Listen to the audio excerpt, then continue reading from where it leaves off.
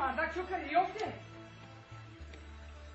بوزا اگه بیوی او چی خیلی گو کرد تو یفته بوزا خیلی گه کنو با بوزا گو بکنی با خیلی گو بکنی گا بزنی زبان درست گا بزنی ای خدای من گم کردم بوزا گو کنی با کلی من بزنی با خیلی یکی گفتم شوخی کردم کی یکی نه من همین چند روزی در نه عدی نه دست بود بوزا کودگاش ما شوخی میکنم با من چیکار کنم من گناهگارم خدایی خانم بوزا زیاده من دیدم منم خیلی نقشار کرد الان فرصت بده برو بوزا یا بیار بات کنم دیوونه شدن چی شدن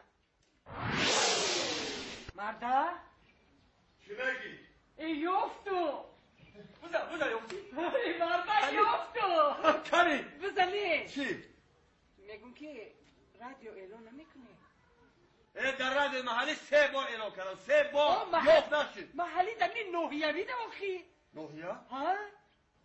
میگی نوحیه برو مادر یکی مردک ها؟ خیلی مردک جون یا رادی شوگر تیار olmuş. تیار؟ خانزن گوش کن بعد دیگه همین خبر تمام شد خبر تمام شد اوکی نمایش که تمام شد تگمچه زیر کن که گپی زیادی efir var, nere var? Bana ilol ne uğranta ilan.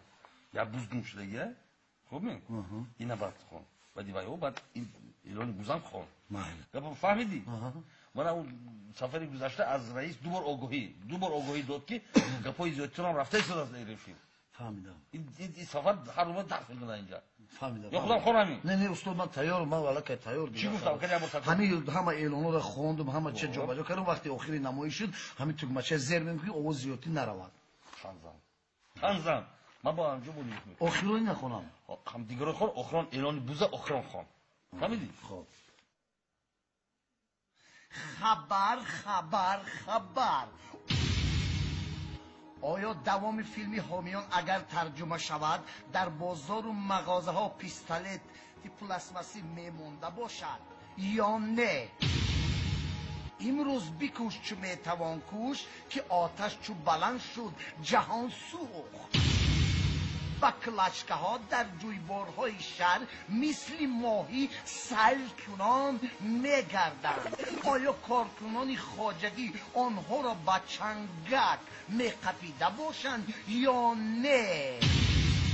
پسر بچه های کوچه جویبار بعد فروختن مد و فروختن کامپیوتر سر کردند. آیا بچه های کوچه چشمه سار کامپیوترها را میخریده باشند یا نه؟ اینک اعلان مطلع هست که دروازه را زنجیر بند و همسایت را دوز نگیر و مقال بزرگ زیر کارد قصاب نرو که صاحبت را میجوید. ساکن دهه قلوختیپه شاغلی بوزی کبودی شاخچونگکی موی کبودش را گم کرده است. کسی یابد کلانسال باشد توفه جامعه تاقی میان بند جوان باشد شیمو کستم و کرته. آیا دوز انصاف دارد یا بوز زیری کاردی قصاب میرود؟ میموری این بوز تمخم بنده آخی ناشیدی چون کجا شد زیر کردی تو بچه